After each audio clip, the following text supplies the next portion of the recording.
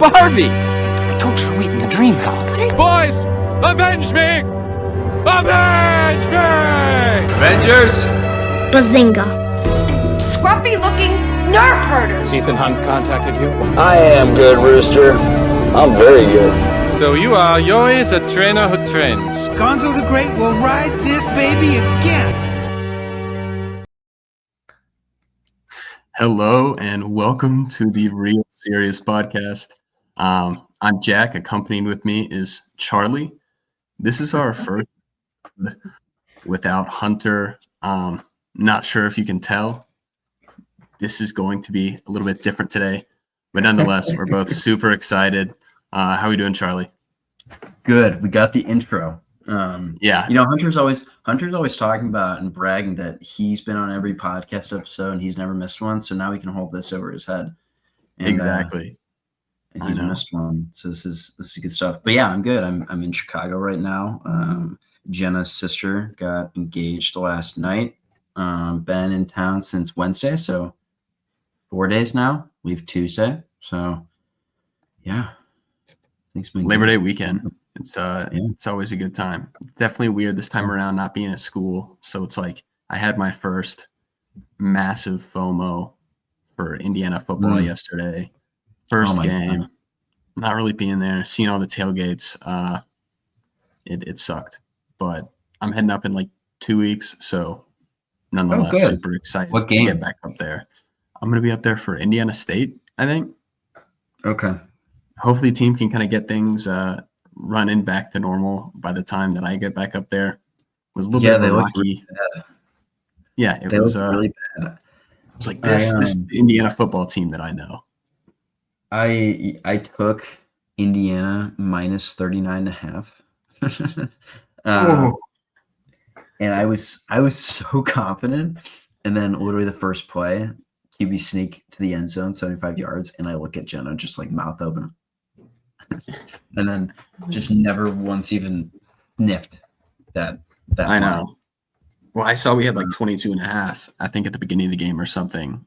And I was like, we could possibly do that, but it was tough. I mean, getting to the 1 or 2 yard line, not being able to punch it in. I told my dad that's got to be like an Indiana football team type deal because I feel like the Colts have the same problem. But a lot of problems. Yeah. That is definitely one of them. But yeah, our red zone offense just looked very bad. We were sloppy. We were fumbling the ball. We just didn't really seem like we knew where we were on defense. Yeah, I mean, it's game one, which is good. And I honestly don't know if Old Dominion is supposed to be good. Like I some people at my office, they're like, oh, Old Dominion, they're kind of like scrappy. They're sneaky. So maybe Old Dominion's actually like a good, like obviously not, top 25.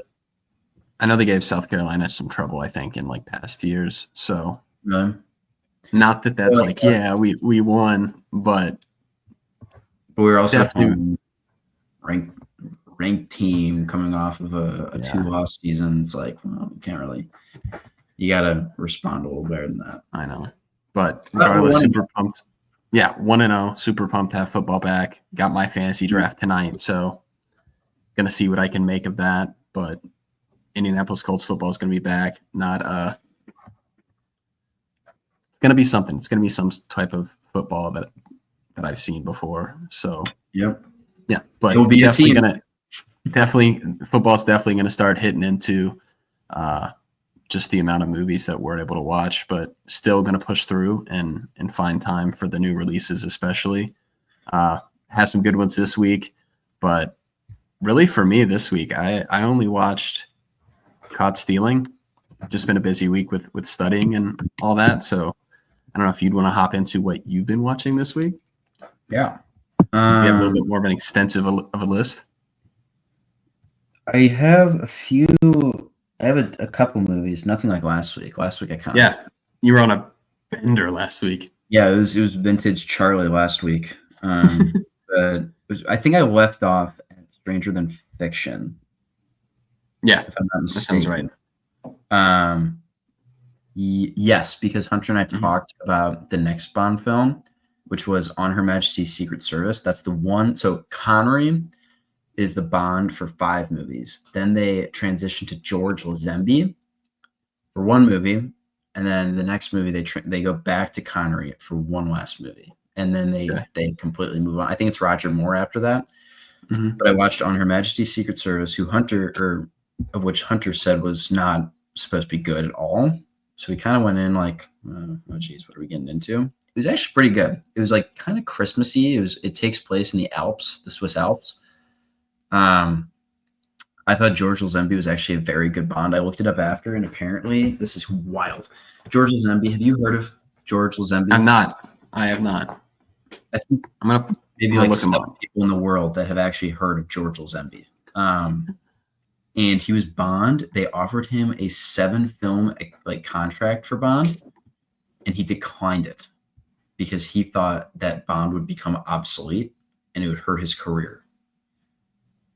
Wow. Which is nuts. But I That's gave a it big 3.5 mistake. stars. I honestly did really enjoy it. I think he was a very good Bond. I think the story was pretty good. I'm a little frustrated with some of these Bond movies that they keep changing like recurring actors or recurring villains. I forget his name. It's like Blofu or Blufo. He's like the bald guy with the scar down there. There have been like 3 or 4 different actors, and in the first one he was bald with a scar, and then the next one he was just bald, and then the next one he had hair and no scar, and it's like I think that's been kind of like I digress. On Her Majesty's Secret Service was very good. Diamonds Are Forever, which is the one that Sean Connery returns for, this stunk. This was really bad. I was watching it with my roommates, and it was probably like 2/3 the way in, maybe 3/4, and we all look at each other like, this is just not good. Like, this is That's so the bad. worst. Connery's like very old, very like just doesn't he does it's not Bond anymore. It's just like an old man almost. They do some of like the craziest stunts and craziest things, and like it doesn't really make sense. Again, with the Blofeld, they just like keep changing the actor. It was just weird. They did have this really very just comical Mars rover like chasing scene, which was really funny, and I juiced up my score a little bit because of that. But yeah, this was bottom of the list easily. I honestly don't know if anything will undertake it as the worst. It was so bad. It's so funny how like it can be like such a bad movie, and then there's one point in the movie where something happens that is just so much better than the rest of the movie that it can be like, you know what, that was awesome. This movie still sucks, but that rocked. Yeah, makes it sort of worth it. Yeah. And another funny thing about these old movies is during stunts, they go back and forth on the same shot like 3 times. So like this Mars rover scene that like James Bond just steals a Mars rover pretty much. And then everyone's chasing him in little motorcycles, and they show like the same shot of him driving and then the motorcycles and then and it's the same one over and over again. And it's just like they do that a lot in these old Bond movies. But yeah, I watched that, and then the last movie I watched was On the Flight, and I watched Space Jam. Ooh, which I hadn't seen before. Nice. Really? Yeah. I feel like that's just like a childhood classic that like everyone's just like, I feel like that's crazy to just like watch for the first time. I know. Like, well, I saw it and I was like, okay, I feel like this is like a perfect flight movie because it'll be ending while we're descending. And it's very like I don't need to like completely focus on it. I can kind of like, do whatever during the flight with that on. I really liked it. Give it 3.5 stars. My caption was like, I haven't seen it before, but like this has aged very well, and I think it will continue to just like age like wine. I will say I kind of feel like that's just like any Looney Tunes thing. I feel like a lot of those jokes and a lot of those shorts are just like timeless. I really enjoyed this. See, what I haven't gotten around to is watching the sequel, because like as a kid, Space Jam was like it, like I played the sports video games. Like I'd go to school, like trading cards, all that crazy stuff. And Space Jam was just such a fun combination of like these animated characters that I was so familiar with, and then Michael Jordan. And then, fast forward, I don't know, this is like 5 years ago, I think. LeBron did Space Jam 2. What? Heard it was so bad. I haven't seen it. Maybe it's just one of those where I just need to watch something that's painfully average, and maybe I turn on Space Jam 2. But apparently it's got like Anthony Davis in it, Klay Thompson. What? Yeah, so it's just kind of weird to see a more modern version. Or at least just like it was weird seeing that come out just because the original is so iconic. But This came out recently. yeah. Isn't that Like crazy? 2021. Okay, 2021. All right. How did I not hear of this? Yeah, because Yeah, I was going to it's see it with one of my friends. And Space Jam: A New Legacy. yeah. Hunter gave it 2 stars. Well, the Michael Jordan supporters have all the steam in terms of the movies that he's been in. Unless you want to count, what is it, Trainwreck that LeBron's been in? It's like the Bill Hader, Amy Schumer comedy. Oh dear. Oh yeah. Okay. He's also in Smallfoot. I'm not really sure what he does in that. LeBron James, the actor, on and off the court. Say whatever you want, but no, it's good. Is that all you watched this week? You said you got That's all I Space Jam? got. Okay, I missed one. I watched The Princess and the Frog. Caitlin and I watched that last Sunday. It was good. I don't think I liked it as much as I originally did. There's a lot of problems I have with the movie, just in terms. I mean, again, it's a kids movie, but I really like how they use a lot of like the cultural elements, like in Louisiana, and they like infuse that into this movie. I really like those moments. But then I think some of the problems in this movie are just like resolved so fast. And I think they'd be so much better if they just like added like a teensy tiny bit more time between the problem and the resolution. But I think there's a character in here that I really like. There's like a lightning bug named Ray. Okay. I don't know if you've seen it recently. Dude rocks. Like he stole the show completely for me. But he's just such a stud, and I think he's got such a sweet story that is like could completely go overlooked if you just were to watch this movie and not really. I feel like if you watch this movie though and you see the character, like by the end of the movie you're gonna love this guy. But the music's good too. I feel like the music for me is just like it's been on TikTok for I don't know, Is it like a years. sound? Yeah, there's been several sounds. There's like the one where she's singing about the dream. Have you seen this movie? Okay. All right. It's a good one. I like it. I think it's I gave it 3.5 stars. I thought it was pretty good, but probably could improve if I were to rewatch it, but just had to get rid of some of those. That Caitlin and I have a list of movies that we want to watch together. Like Singing on the Rain is one of those. That's why I haven't seen it. Because Singing in the Rain has just been like, we're going to watch it together. And when we're together, you're going to love it. We don't watch it, but soon. Very soon we'll be back. And that'll be, I'm excited. I'm really excited. I know that's right up your alley, but yeah, well, I guess it's right up Hunter's too. Maybe join that's our 5-star. I know. I was trying to find ways to put that on the social media this week. Finding a fun way just to kind of post those, but have to look out for that in the future. But yeah, how many do we have? Is it like 12? I know I Good have Men about increased. 30. So there's 10. Okay. Yeah, so we got The Dark Knight, Paddington 2, 12 Angry Men, Back to the Future, Gladiator, Interstellar, Good Will Hunting, The Batman, Oppenheimer, and A Few Good Men. So those are all movies that all three of us have given a 5-star on Letterboxd. So just about the highest amount of acclaim any movie could ever receive. Pretty much, yeah. Give it all of the roses. All the what is it? What is the phrase? Speak- All the flowers. All its flowers. But the I looked up roses. Ray. Yeah. That was my attempt to.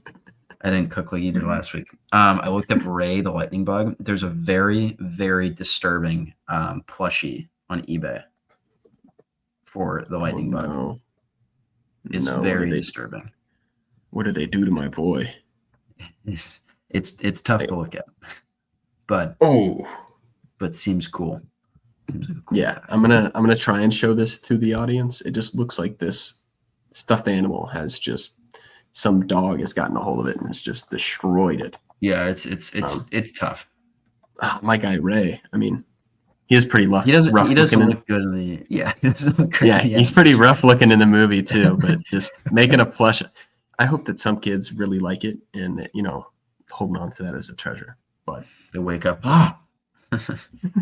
Scary shows. But yeah, well, I guess that's what we watched this week. Now we're on to our news, and we got some pretty good news for you this week. And then we also have our reviews of Peacemaker season 2, episode 2, along with Hunter will have a special video call in, not a call in, but a special video where he discusses his experience at the movies with the Roses. And there's definitely a little bit of something extra in there that I think that people are really going to like. He kind of cooked on this one. But hopping straight in the news, we have Ridley Scott says Gladiator 3 is in the process right now, and that he's also open to a third Alien prequel. Again, just saying that Ridley Scott, he does not stop working. This guy just keeps cranking them out. Thoughts on Gladiator 3? Did anyone ask for Gladiator 3? Like, did people enjoy Gladiator 2 enough to get a third one? I love Gladiator. I love Gladiator. I mean, hell, it was on our 5-star list, right? And Gladiator 2, I think people were like, were primarily, or at least for the most part, like conflicted. On the one hand, like Gladiator rocks, on the other hand, this story is pretty much perfect. Like, do we need a second one? But then again, a lot of people went to go see it and bought into it. Was it great? I don't think so. I think it'll probably be. I think it will be forgotten. So I mean, I'll eat the slop. I'll see Gladiator 3, but yeah. See, I think the technical elements of this movie were really cool, like how they did the naval battle scene in the Coliseum. Yeah. I thought that was really cool too. And they added some more like visual effects that almost like pushed the boundaries of this like Roman Empire and made it something that we've seen before, but still something new. But the story, it was like entertaining and I liked it, but it's just nowhere close to the original. So a third one, is it necessary? Do we know anything about it? Like, I mean, okay, the second one was extremely derivative of the first one in every way. Yeah. I think most people complained about the plot being basically the same, just 40 years or 50 years later, whatever it was. Is this thing, like, if they go a different direction in the same universe, I think it could be cool, but it's just like, I don't know what else they can do. They're kind of like milking the cow dry. Yeah, they added some great characters. I thought Pedro Pascal was great. I think by the time you really got to know his character, he was gone in the second one. And by the time you start to like him, they just get rid of him. Joseph Quinn was also good. Also very much dead. Sorry to spoil, but I think you could maybe assemble a cast where I'd probably be interested to go see a third one.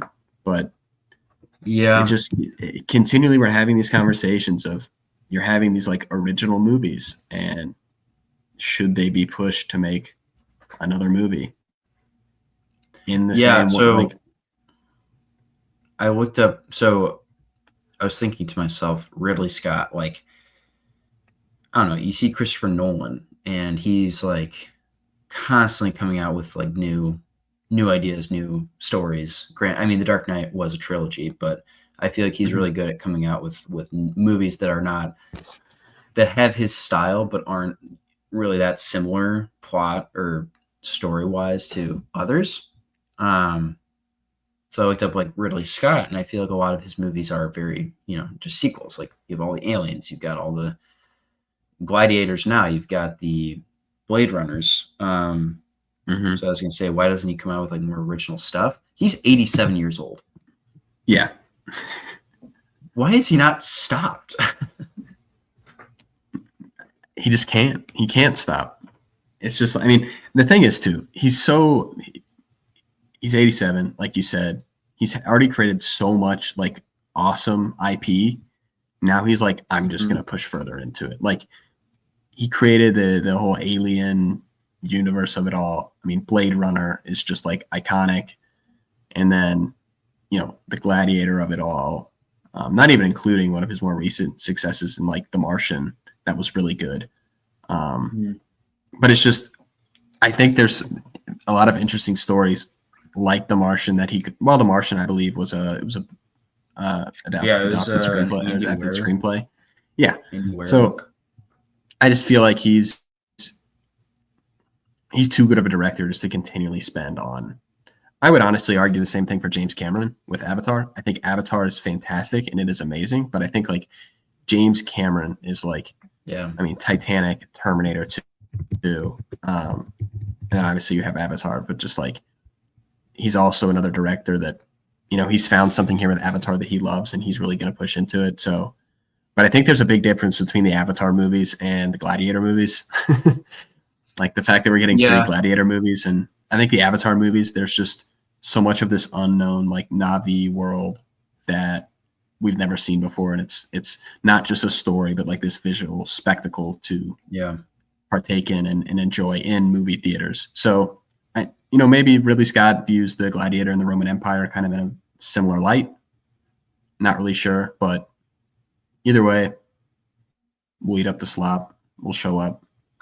I did think about James Cameron when I brought up that argument. Yeah. And I think there's almost like a quality difference between Gladiator 2 and Avatar 2.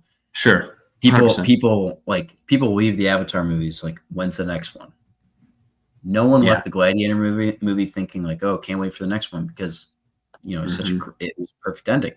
Avatar has so much more to build on. We've only really seen like one story, one people in the Gladiator universe. It does feel like they're pulling it a lot more. Whereas Avatar, it's like a bottomless pit that James Cameron can just keep coming up with like being creative and coming up with more to add. It just kind of more feels unobtainium. More unobtainium. It just feels like they're straight from the bottom of the barrel with Gladiator. But yeah, I agree. But that's enough of Gladiator. Yep. 3. Now we're going to go on to something much more exciting. We're going to go on to musicians Gwen Stefani and Blake Shelton are making a music-infused young adult retelling of The Wizard of Oz for Amazon. And the crowd goes silent. I hate that so much. What I see this as is that you have this. Sorry, I apologize. What were you saying? No, go ahead. Go ahead. Okay. Sorry. So what I see this as is Wicked, a Broadway musical adapted from a book. Very successful. It did great. It's coming out with part 2 later this year. And I see this as potentially them being like, you know what? People want more Wizard of Oz. Let's do a retelling of it. Blake Shelton and Gwen Stefani. I think most people in the film world are not very happy about this because you look at some of these iconic movies like The Wizard of Oz, and I would even argue for like I hadn't even seen it, but it's like Singing in the Rain, Casablanca, like a bunch of these like really big, iconic movies. Like, why do we need another version of them? Unless there's like another way to. I think the more we adult and grow up, Jack, at least for me, the more I realize that everything is just about like how much can we squeeze from the audience's pockets? Like, what will they go see? Is this popular right now? Let's keep mining that mine until it's dry, and then we'll move on to the next trend. Honestly, it seems like that's what this is right now. It's what Gladiator 3 is. It's what so I this kind of bothers me, and I wonder how receptive people will be to it. Yeah, and I think this movie is just one that I was so, as a kid, I was just so like transfixed by. Every time I watched it, I got scared every time the witch showed up. Like, I got excited for these characters. I bought, heck, dude, when I was a kid, I had like dolls of these characters, like not like action figures, like dolls from The Wizard of Oz. Like, I love this stuff so much. So I just don't think if I feel like this has already been done at its best. I think the way it looks on screen is perfect. I think, what went into making this movie, probably not the most ethical, kind of the horror stories behind the making of this movie. But at the end, it is kind of one of those examples of like movie magic. So the idea of kind of Gwen Stefani and Blake Shelton from The Voice really like digging into this just feels weird to me. But again, I'm sure someone will watch it, considering the top 10 most watched movies on Netflix that we saw in Red One. Just continues to leave people speechless. So, in all the best ways. In all the best ways. But that's The Wizard of Oz. Not really sure what else is going on there. Now we're gonna hop to Sorry, I wonder if it's going to be an original. No, you're good. Like an original story. It's called Dorothy, right? It sounds like the music is going to be original. Yeah. It sounds like the music's going to be original, but I think the Yellow Brick Road in this story will be used to help kind of stand for the circumstances and the troubles that a young adult would go through in life, which I mean, I don't know. I feel like an interesting idea. I think it is an interesting idea. I think it's just using the Yellow Brick Road, which is this iconic cinema symbol, to do that just feels kind of weird to me. That they're like, oh, we kind of want to make like a young adult. Let's use The Wizard of Oz. Let's use the yellow. Like, I just think that kind of rubs me the wrong way personally. Instead of just kind of coming up with something maybe more connected with these two celebrities. But hopping into another IP that we just like absolutely love, Star Wars. We got our first look at Starfighter this week. It looked awesome. Ryan Gosling just looks the most Ryan Gosling that he's ever looked. He's so chill. He's so calm. He's so relaxed. He's literally me. And they just got one of the best actresses in the game to join this movie. By any chance, if you have any actresses on the brain that you think could join this movie, who do you think that might be? I'm putting you on the spot. I know. Any actress? Melissa McCarthy. No, I'm actually being serious when I say it's like a really okay. But it's Amy Adams. Amy Adams will be joining the cast. Super excited for this. I think Amy Adams is like still one of the best actresses. I think she's had some rough movies the past couple of years, but I think that still doesn't say anything about her ability as an actress to perform. So really excited for this. She has an extensive history for good performances and performing well with good IP, such as Batman versus Superman and Man of Steel. So I'm excited to see what she does in this movie. I mean, Ryan Gosling, Amy Adams, I think originally I was thrown off by the fact that they're bringing these big names into Star Wars, where I was like, originally I felt like Star Wars made these people famous. But I think as we've been exiting the Star Wars phase for a bit, I think bringing in some of these bigger actors and actresses kind of pulls me in to a certain degree. Yeah, I'm looking at her filmography. She has had a very quiet couple of years. Yeah. Um, Yeah. Like in the past, it looks like 8 years, maybe. The only thing that I have heard of is the Disenchanted, like the remake of Enchanted. And that was in 2022. Yeah. She was in a movie called Night Bitch in 2024. Have you heard of that? I'd heard of it, never watched it. The Woman in the Window 2021. Yeah. Again, I just think she's just been in some lesser known projects as of recently. Yeah. But I still don't think that really bothers me here, because I think this is another opportunity to get her in front of the mass public and just kind of show again like how good of an actress she really is. With Ryan Gosling too. Like With Ryan Gosling. With Ryan Gosling. It's like the easiest job ever. I feel like Amy Adams is like, if she's in the right role, she's like phenomenal. Mm-hmm. And it almost feels like a lot of her roles just haven't really been the right ones. And shout out Hunter, Amy Adams, star of The Muppets. Mm-hmm. Had to shout out The Muppets. The Muppets will come up later in this episode as well. So Hunter, when you're listening to this, we just want you to know we're thinking about the Muppets. You got us. You got me thinking about the Muppets. I'm thinking about the Muppets. Not all the time, just enough. Every once in a while. Every once in a while, I think about the Muppets and wonder what those guys are up to, you know? But that's Star Wars. Again, I'm excited for it. I think if this was anyone besides Ryan Gosling, I wouldn't be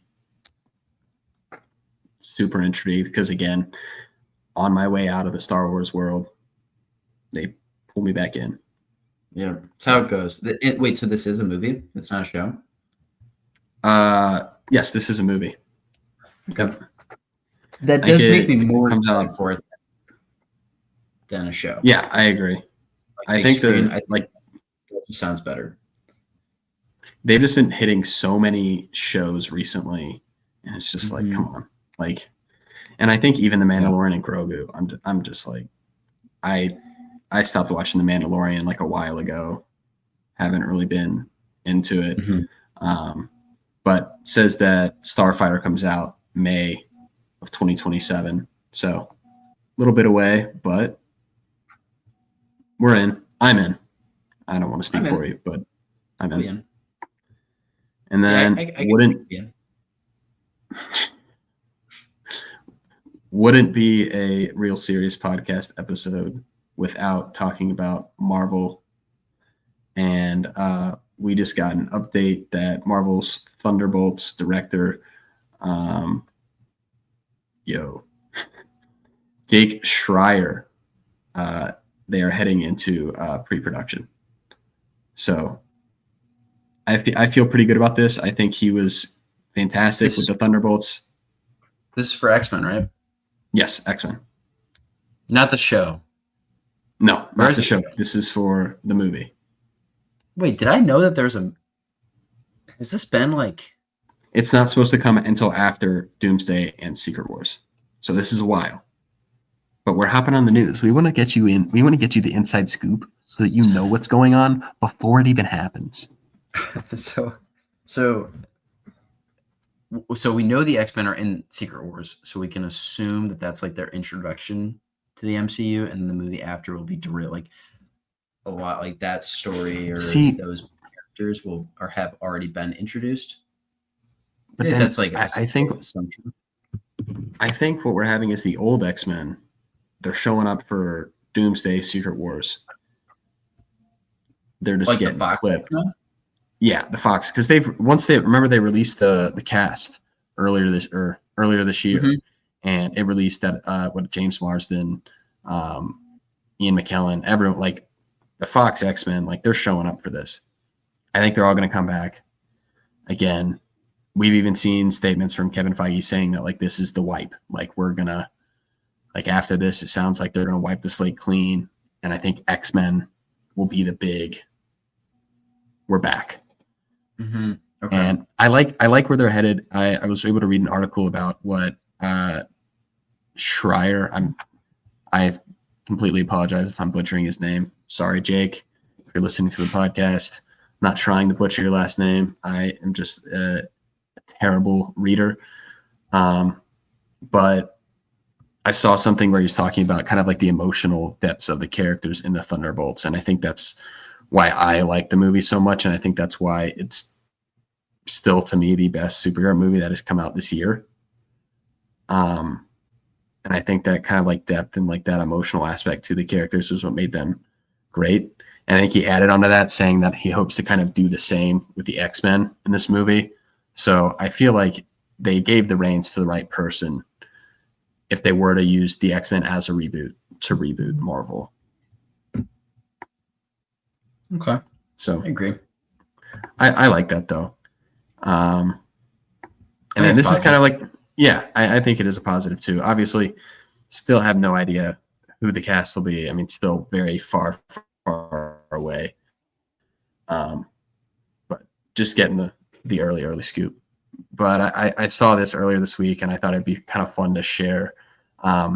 So there's a special screening of The Long Walk that comes out, I think, like 2 weeks from now.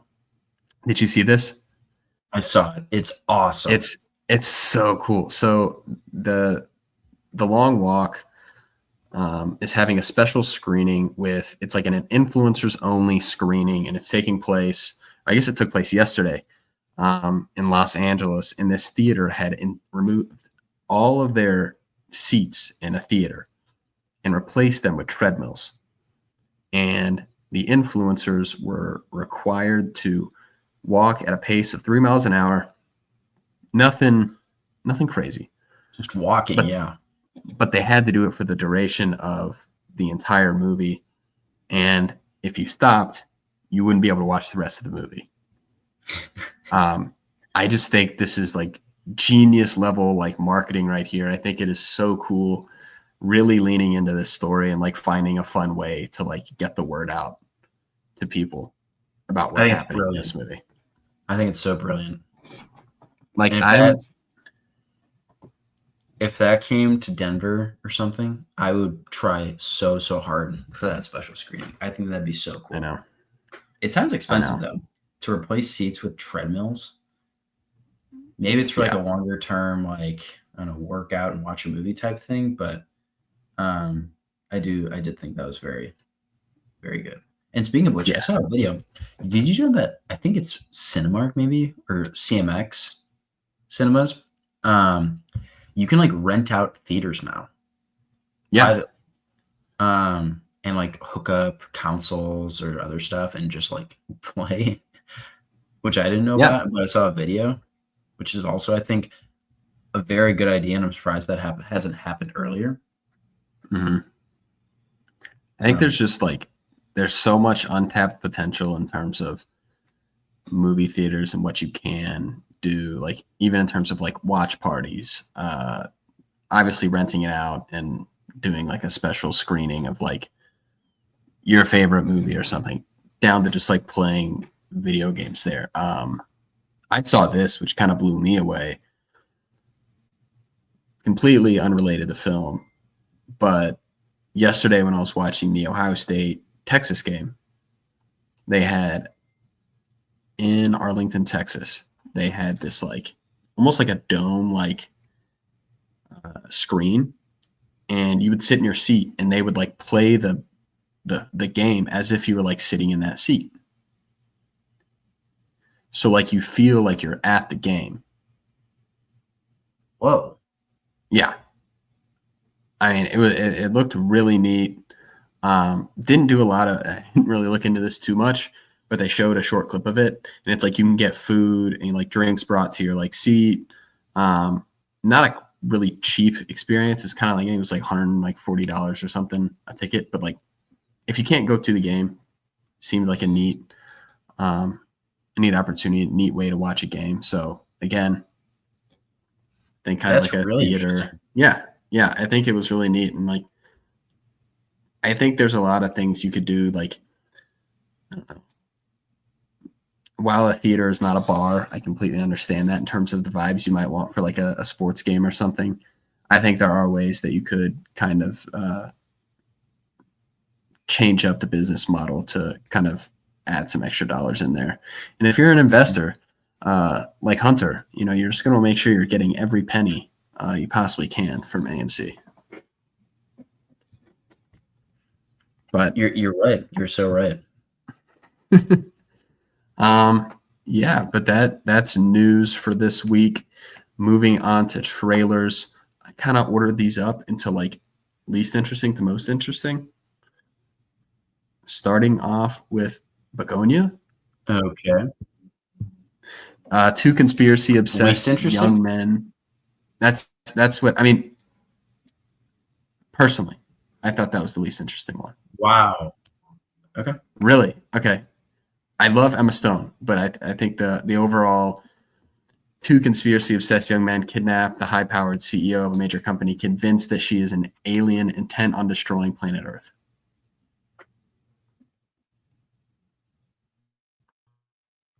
This was of the trailers we have. I wasn't immediately pulled in by that. I think. Sorry.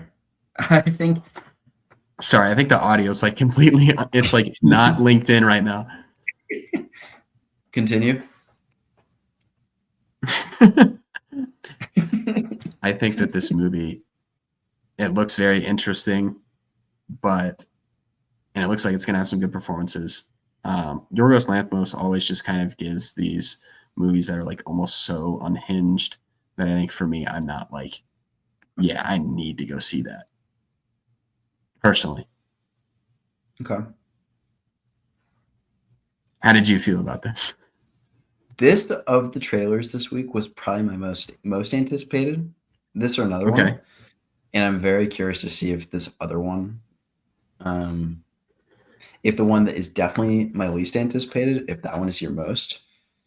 It seems Okay. like none of us, or maybe it's just me, that never sees eye to eye with you and Hunter when it comes to trailers and like what we think are going to be good or what we're eager to see. But this trailer, I wasn't super into at first. I thought Emma Stone's character was kind of weird. I didn't really understand what like the plot was. And then when the whole, conspiracy switch up thing happened, it like brought me in quite a bit, and I thought it looked pretty good. It looks, I don't know, I'm trying to think of a comp, and I can't off the top of my head. But I just think that this idea is very interesting to me. And kind of the like suspends the buildup that I saw just in the trailer kind of got me fired up for it. Yeah. No, I think Yorgos Lanthimos can kind of bring the energy, like the original movie kind of like mentality that I think we're really like looking for. And I think that is something that we can appreciate that he brings. And I mean, he's really been pushing. I mean, what is like fourth movie in like 2 years? I could be wrong, but it's at least 3 or 4. He's been pushing.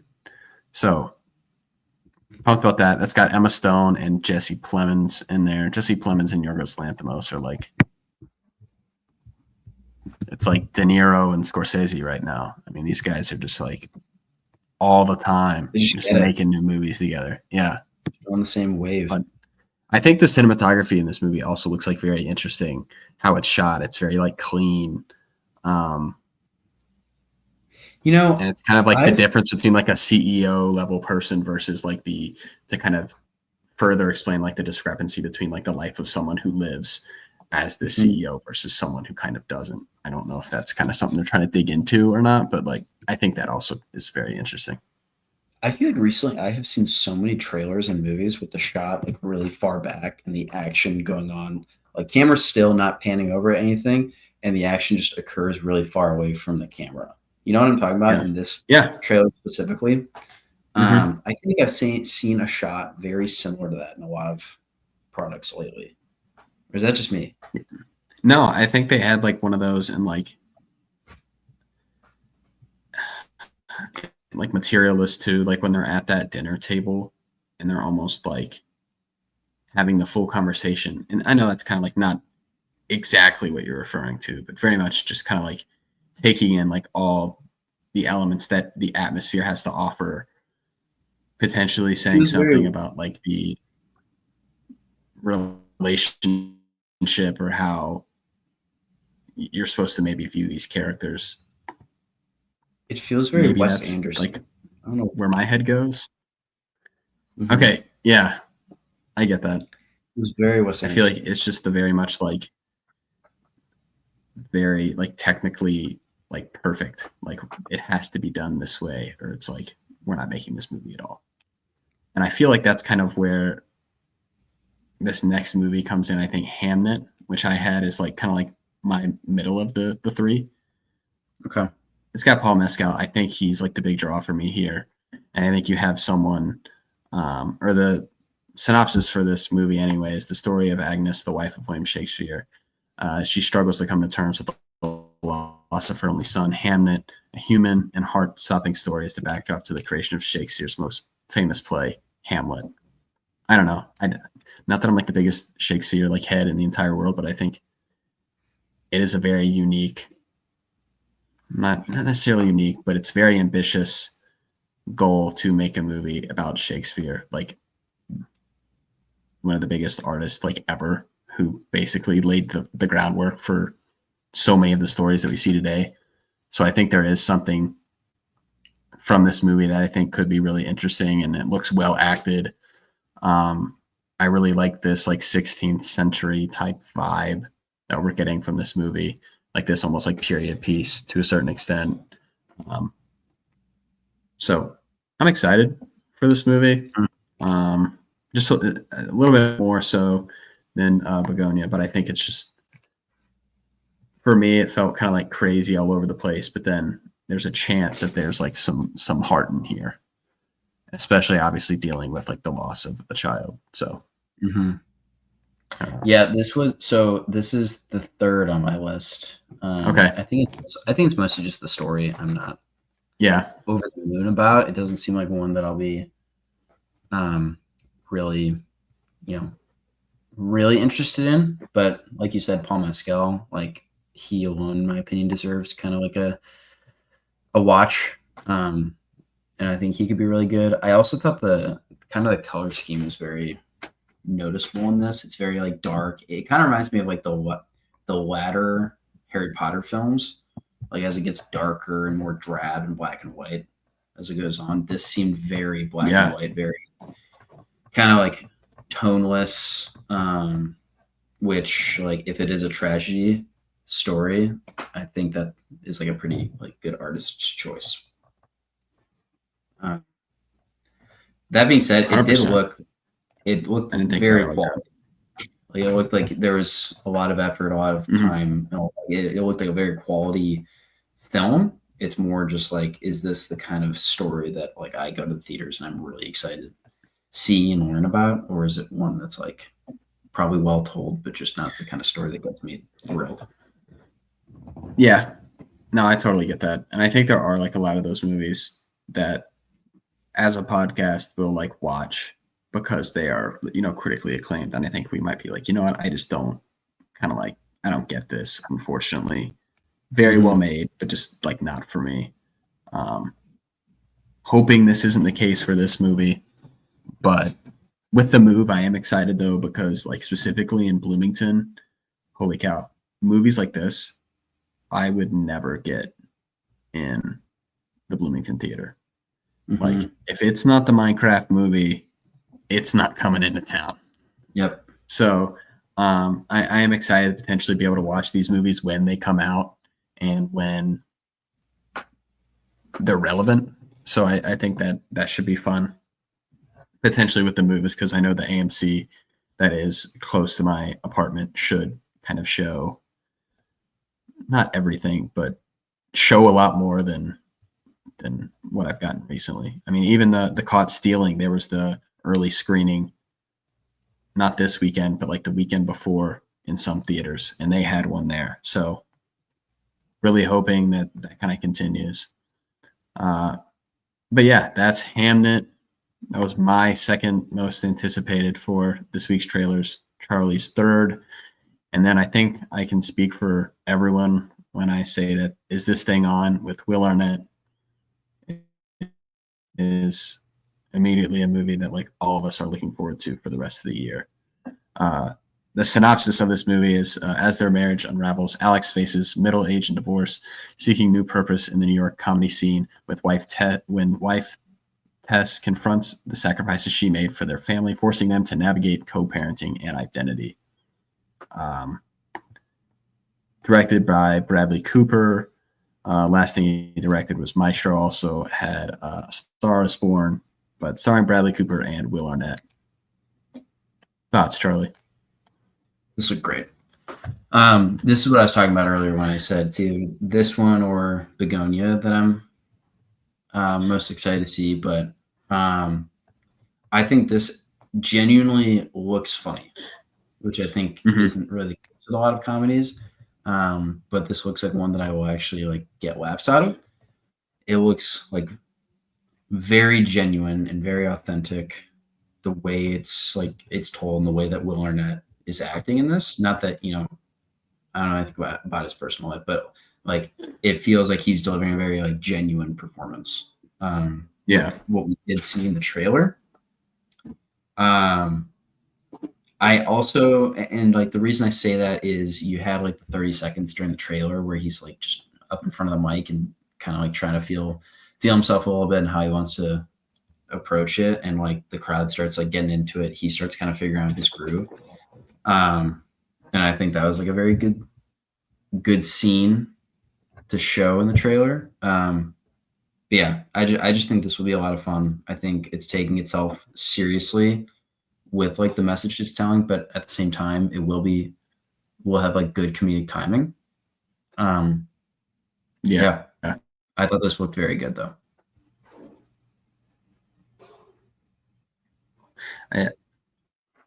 Yeah.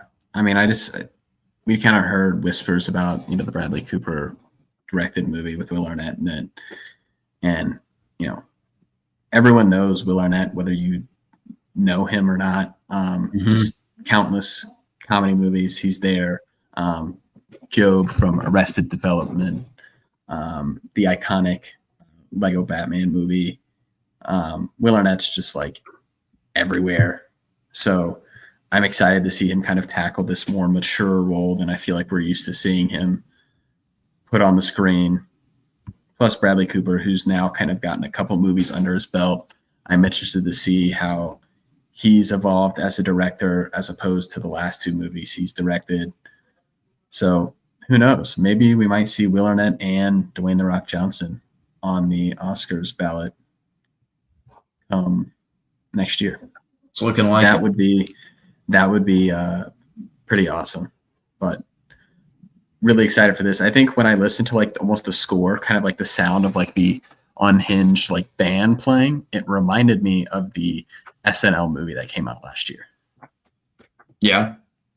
Almost like the score of itself, kind of like the like craziness of it all and like the unexpectedness of it. But I don't know.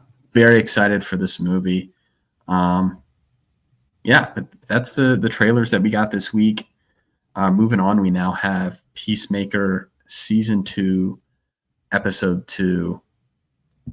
And this episode,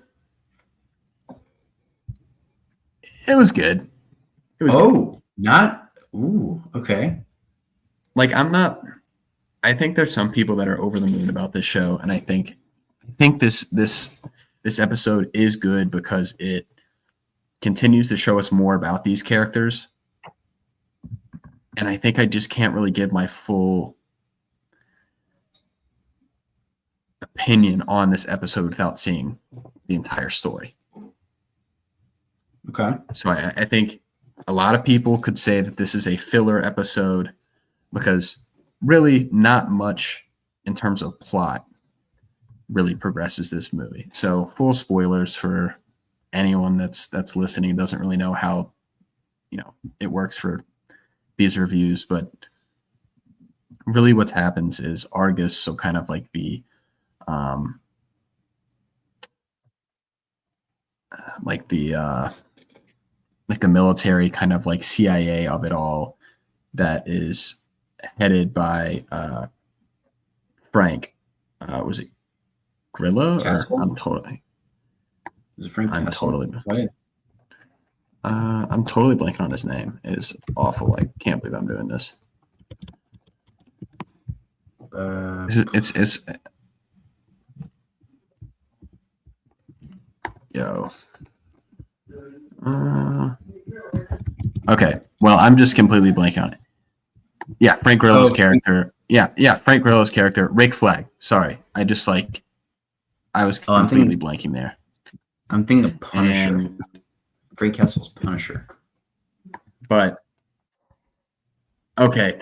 I was like, who's Frank Castle? Yeah. But Rick Flag, Senior, you kind of start off this episode with him finding out that his the details about his son's death, obtaining the documents after taking over Argus, which is like this research kind of like military organization. But we found out that he had become the head, and because of that, he had placed, a watch on Peacemaker. They then invade his home in hopes of finding his closet that has just built out this. It's like the pocket universe in Superman, but like it's his closet. I don't know if you remember us talking about that last week. In hopes of kind of finding that and shutting that down. But yes, the helmets. And Eagly essentially just like goes crazy on all of these agents. Like there's a shot of him taking someone's eyeball out of their head. Nice. Just pretty awesome stuff. But then again, it's more than anything, I think this episode, what it does best is we've just experienced Peacemaker like kill this other version of himself in this other world. I think it would have been, for me, it wouldn't have made sense for him just immediately hop into other universe. You needed to give him a reason like, hey, I need to go over into this other universe and try and live that life, And I think it just needed a couple more punches. And for me, there's a scene in this episode where he's talking to Harcourt, saying like, hey, and she kind of got beat up in the last episode, and he's kind of like, hey, like if you ever want to like talk about anything, like I'm always here. And she kind of like takes offense, and she's like, I'm not as broken as you are, kind of goes off against him. Has this very like serious moment where like his character is hurt. But then James Gunn does something that I think very few people can do, is something that's so serious in 1 second is just instantly hilarious the next. So like they're at this party when this happens, just hanging out with the original gang from season 1. And while this is happening, after, she says, I'm not as broken as you are, she walks away. And as she walks away, you see Vigilante getting like beers poured on him, and he's in his underwear. Like, it's just absurd. And I think that's the best way to describe this show. It's just like scene after scene, there's always something that's kind of like unexpected. And I think that's why I like to watch this show. And I did like this episode. By no means was I hated this. But I think this was the episode to get him to take that action to go into this other universe and give it a shot. And by the end of this episode, that is the decision that he makes. And there's a mention to a Muppet in the pharmacy. So Hunter I hope Which they. Muppet? I don't know. I don't know. It was like I think a tall one or something. Beaker, this guy. maybe? Yes, Beaker. It was Beaker. Okay. But Harcourt was in like the pharmacy, and this guy was just looking at her, and he's like, "What are you looking at, Beaker?" And he's like, "What?" And someone's like, "It's a Muppet." God. I don't know. I just know Hunter was like, "Oh, that's me. That's Ba-ba-ba. me." Yeah, exactly. Excited to see where this goes. John Cena kind of kills this role, and he's gonna continue to intrigue me in the show. But again, I think mixing these two universes is just like so weird to me because you have Superman, who is this like very much like kids can watch this, and then you have Peacemaker, which is quite literally like the complete opposite. So very interested to see where the rest of the show goes and kind of how Peacemaker deals with living the life that is perfect, but then the fact that it's so different from his life that he's known. You know, like if you were to live in an alternate universe where like everything is different, like I don't know, like family members wouldn't act the same, or there would just be like these small differences that like you would notice, you know? It's like, would that be like a universe that you would want to live in? Which I think is a very interesting question. But Yeah. that's Peacemaker. Do you have any questions? I know I tried my best to try and like recap this and kind of throw at you some of the stuff that I liked about it, but No, I mean, I thought it was good. I'm very glad that I've seen the first episode of season 1 just because I know the world at Yeah. least. So I can follow along with what's happening. I honestly don't really know what goes on in season 1 though. Besides what happens in the first episode. But if this was a filler episode, it sounds like one of the better ones. Like you have the Stranger Things filler episode where 11 goes and meets all those like 1 through 9 or 2 through 9, whatever it is. But it sounds like this one actually was more like interesting story that explains Peacemaker's actions for the rest of the season. No, I agree. I don't think that filler if that purpose it serves, then not bad if it was still like passable as a filler episode, Yeah, 100%. And it still keeps like the tone of the first episode and keeps the story moving. I think it's just like in an hour. I think in another story, this just happens so fast. And I like that it's giving it the time that it requires to show that like this isn't somebody that's immediately just going to go like hop into this other universe that is perfect, but he kind of needs to get like punched into it. And I liked that. So that is Peacemaker, episode 2 of season 2. And I think with that, we're going to have a special video appearance from our friend here, Mr. Hunter.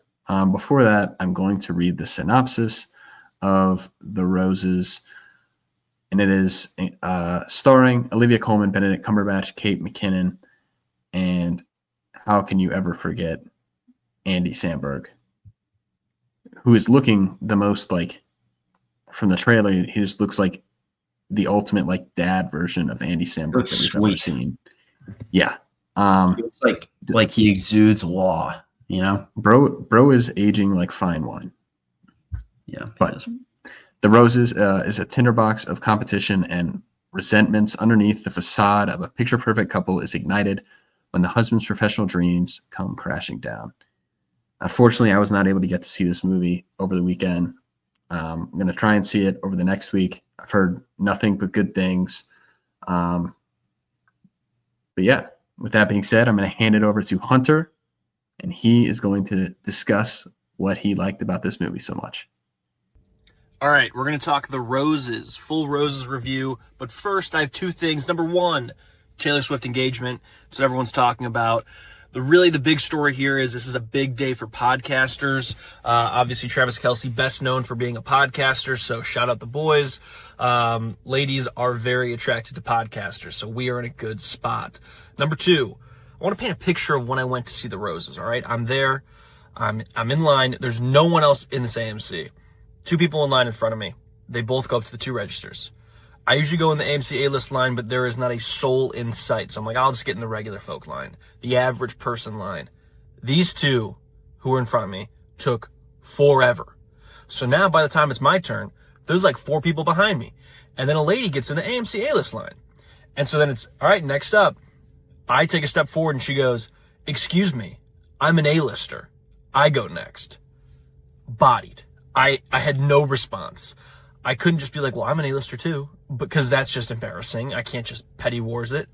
Just bodied in that moment. It was a brutal exchange where I had to just take a step back into line again and then wait for the next one to open up. I will never ever stand in the regular folk line again. I've seen this moment in my dreams for the last day and a half. Ridiculous that this happened to me. All right, the roses. Let's talk about the roses. I'm going full spoilers. The first thing is, if this was the year 2005, this would be a top 4 box office movie of the year. I adored this movie. I really, really liked it. I don't have, I don't think it's perfect. I have some issues with it, but I do think it's about an 82 out of 100. I think the best part of this is the script is so geared towards the 2 main leads, Benedict Cumberbatch and Olivia Colman, and they give great performances here. I mean, they truly are what makes this movie work. I think if you had anyone else kind of in these roles, it would be far less interesting and far less effective as a story. Great performances. Andy Samberg, I think, is a great kind of supporting actor here. I didn't love kind of the Kate McKinnon character. I think she's a bit too much at times, where she just feels out of place in this movie that is kind of realistic to an extent. She just kind of jumps the shark a bit at points. She has some good lines though. But overall, I think the story is very interesting. The one thing I like too is that neither of them is fully in the wrong and neither of them is fully right. They kind of go back and forth on who's the issue of this marriage. And I really like that idea quite a bit. I also love that, at the end of the day, they still did love each other. I think the ending was a great ending to kind of just leave it on a bang, for a lack of better words.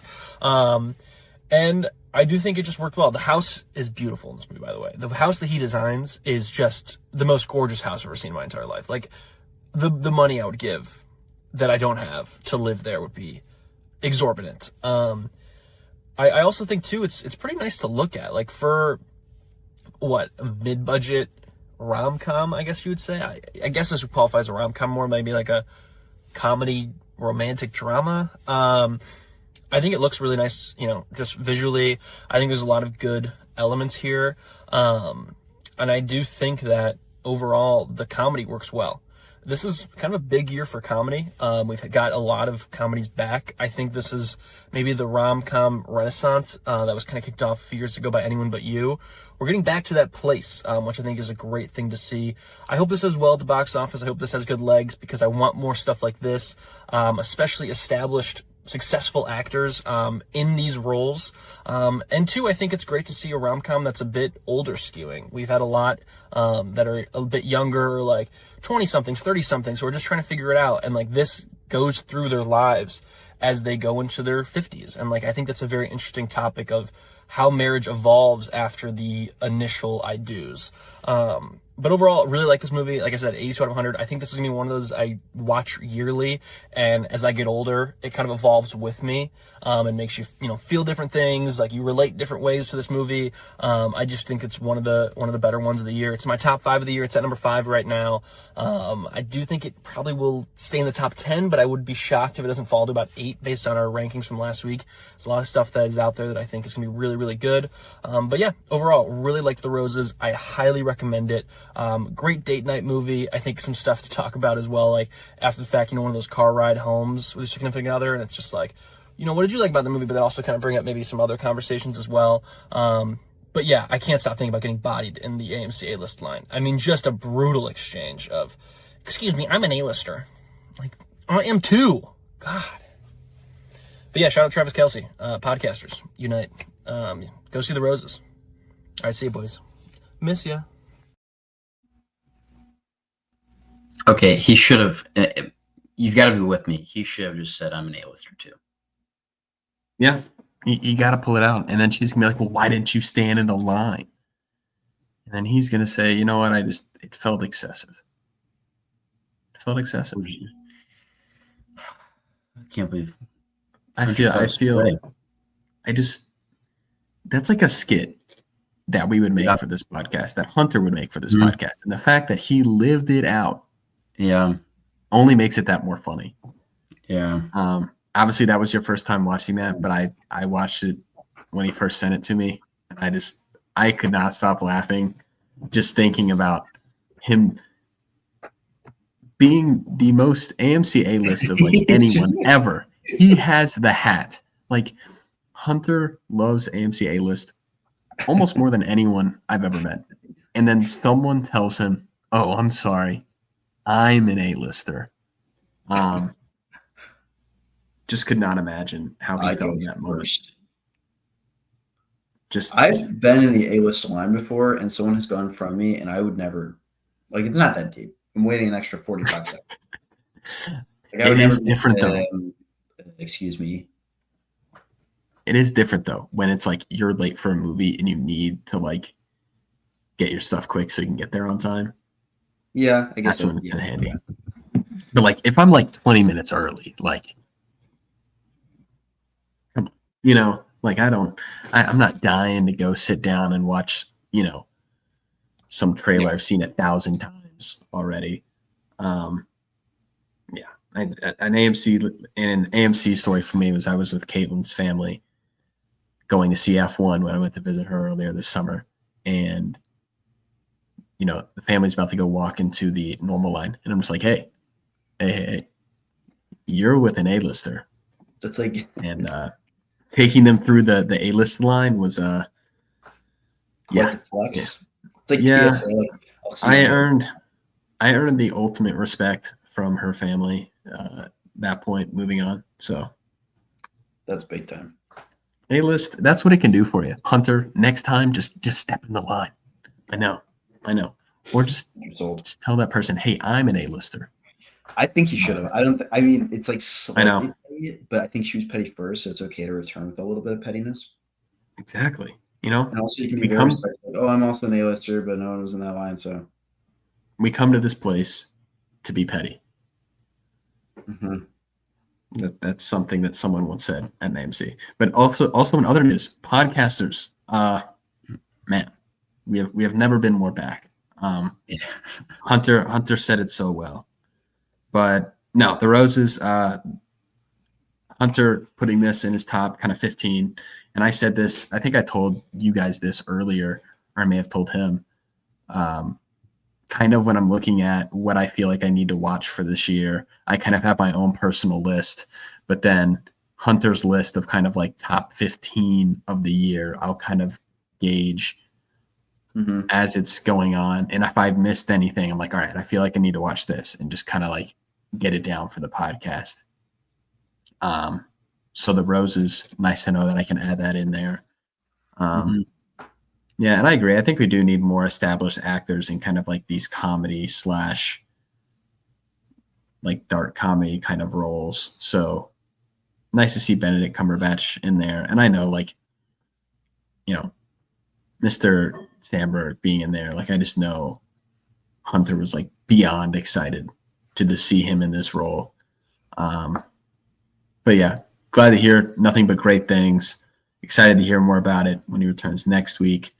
But this week, I watched Caught Stealing with Austin Butler, Zoe Kravitz, Vincent D'Onofrio. Just a really, really fun movie here. Non-spoilers. I think it took me a little bit of time to get invested into this movie. But once it got going, I loved it. And I think once it finished, I couldn't stop thinking about it. So, and I think the first like 15 to 20 minutes, I was kind of like on the edge, like, all right, where are we going with this? You know? And I think it's like those really, like those first couple of minutes that really like bring you into a movie or kind of like takes you out. And they're trying to deal with like telling this backstory of Austin Butler's character at the beginning.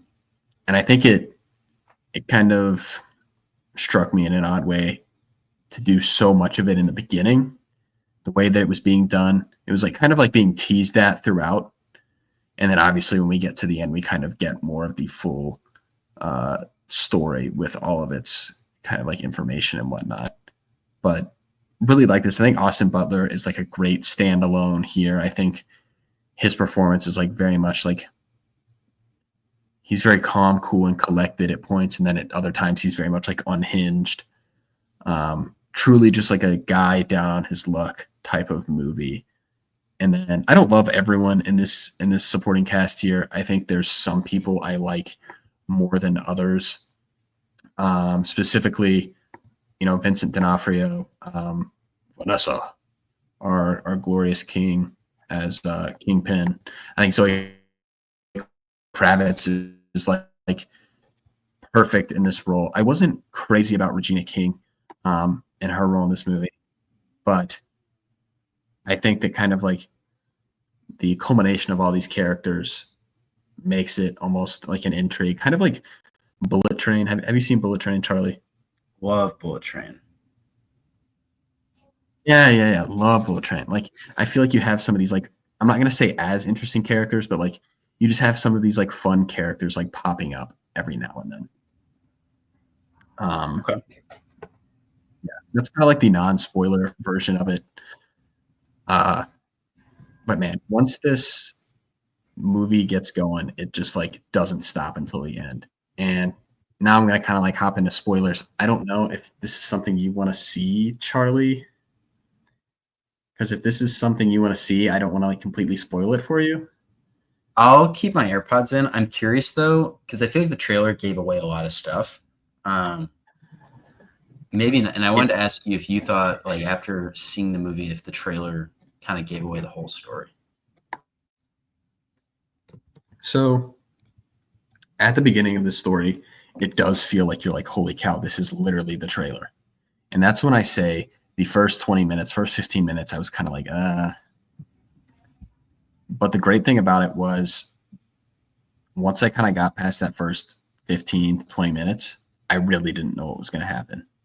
Like the first 15 minutes, once the whole premise of this story gets established, it's kind of like slow in my opinion. And you're just kind of like, you like these characters, and there's like still like with the two leads, there's this very much kind of like sexiness that's kind of attached to like the two of them together. And even just how this is kind of like shot, like the filter on this movie, it's kind of like this grainy, it takes place in like late 80s New York. And I think how they shot it, it's very fun. It's like a retro kind of vibe, but not so much to where it's overly artistic, if that makes sense. Like you can see kind of like the grains on the movie itself when it's being played. But I really like that. But then I think, again, first 15, 20 minutes, it takes a little bit of time for like, if you've seen the trailer as much as probably we have, you're like, man, like this is literally just the trailer. This is like just the trailer. Like show me anything that's not the trailer. And I promise, for me, I was shocked at a decision they made a third of the way through this movie. Like shocked. But I think that's like part of why I like this. Like it does something that was so unexpected of me that it took me by surprise. But then this movie just continually just like took me by surprise throughout the end of this movie. Bad Bunny shows up, not nearly as good as he is in Bullet Train, but still fun to see Bad Bunny pull up in the movie. I had some really small notes I had for this, which a lot of people are kind of saying it's almost like this. Remember we watched After Hours, the Scorsese Criterion Collection movie, I don't know, probably earlier this year. Mm-hmm. Yeah. A lot of this movie feels very much like inspired by that movie. And you even have the main character from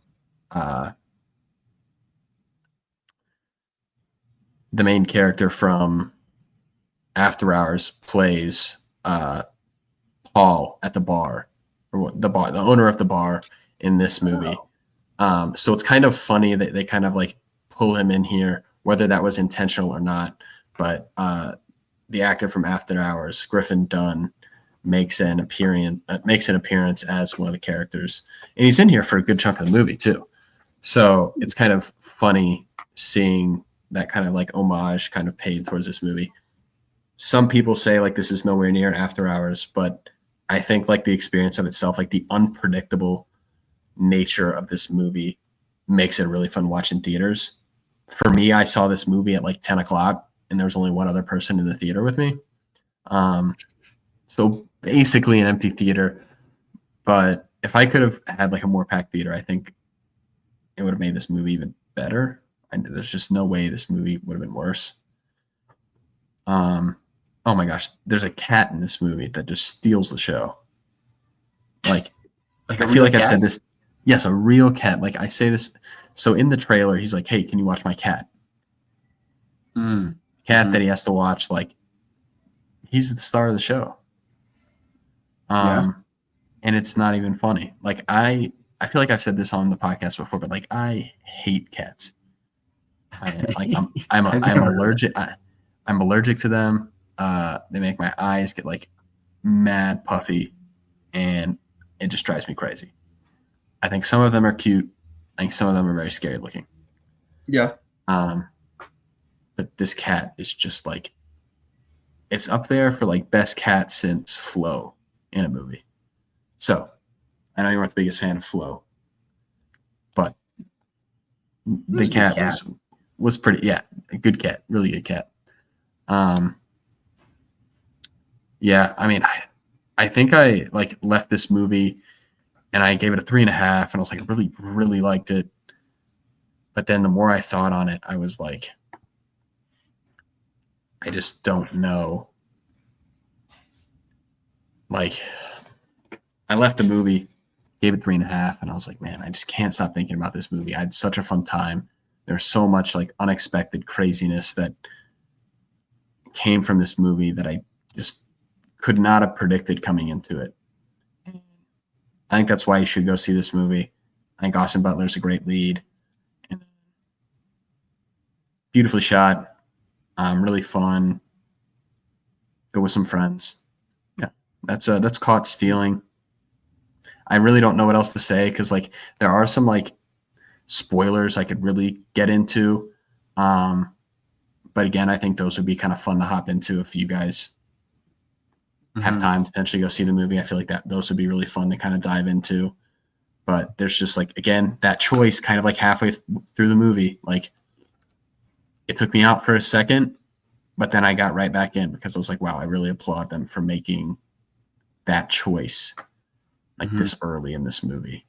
So sweet. Yeah. Well, that's Caught Stealing. And I think for next week we have The Threesome, I think. Is that next week? I think it is. And then the follow-up on that week, we have The Long Walk. Do we have Ghibli that weekend as well? We do have Ghibli that week as well. So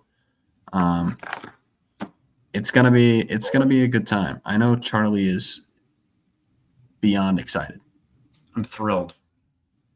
You're thrilled. Good stuff. Yeah. Oh, Downton Abbey, the grand finale comes out that weekend as well. Is that of interest, Charlie? No. Hamilton comes to theaters. I know. I really want to see that.